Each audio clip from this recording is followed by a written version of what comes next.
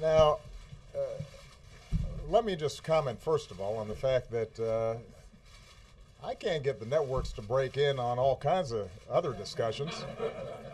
I was just back there listening to Chuck. He was saying it's amazing that he's not going to be talking about national security. I would not have the networks breaking in if I was talking about that, Chuck, and you know it. Wrong channel.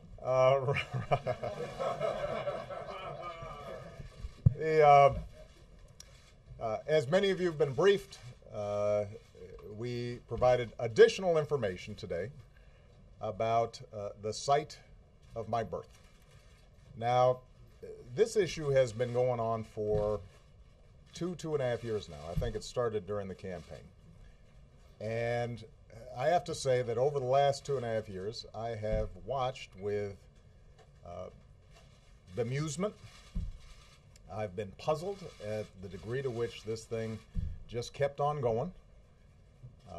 We've had every official in Hawaii, Democrat and Republican, every news outlet that has investigated this, confirm that, yes, in fact, I was born in Hawaii, August 4th, 1961, in Kapiolani Hospital. We've posted the certification that is given by the state of Hawaii on the internet for everybody to see. People have provided affidavits that they, in fact, have seen this birth certificate, and yet this thing just keeps on going. Now, normally, I would not comment on something like this because obviously there's a lot of stuff swirling in the press at any given day, and I've got other things to do. But 2 weeks ago, when the Republican House had put forward a budget that will have huge consequences potentially to the country, and when I gave a speech about my budget and how I felt that we needed to invest in education and infrastructure and making sure that we had a strong safety net for our seniors, even as we were closing the deficit, during that entire week, the dominant news story wasn't about these huge monumental choices that we're going to have to make as a nation. It was about my birth certificate. And that was true on most of the news outlets that were represented here. And so I just want to make a larger point here. We've got some enormous challenges out there. There are a lot of folks out there who are still looking for work. Everybody is still suffering under high gas prices. We're going to have to make a series of very difficult decisions about how we invest in our future, but also get a hold of our deficit and our debt. How do we do that in a balanced way? And this is going to generate huge and serious debates, important debates. And there are going to be some fierce disagreements, and that's good. That's how democracy is supposed to work.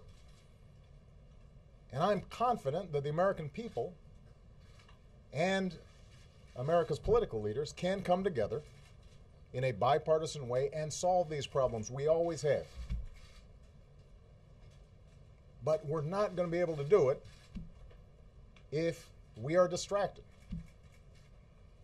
We're not going to be able to do it if we spend time vilifying each other.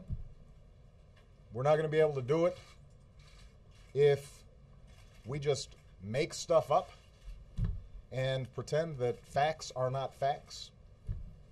We're not going to be able to solve our problems if we get distracted by sideshows and carnival barkers.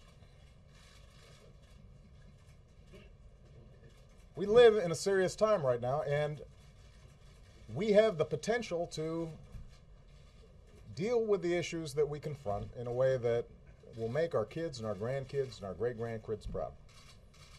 And I have every confidence that America in the 21st century is going to be able to come out on top just like we always have. But we're going to have to get serious to do it.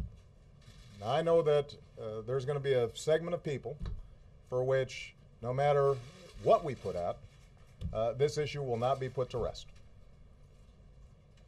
But I'm speaking to the vast majority of the American people, as well as to the press.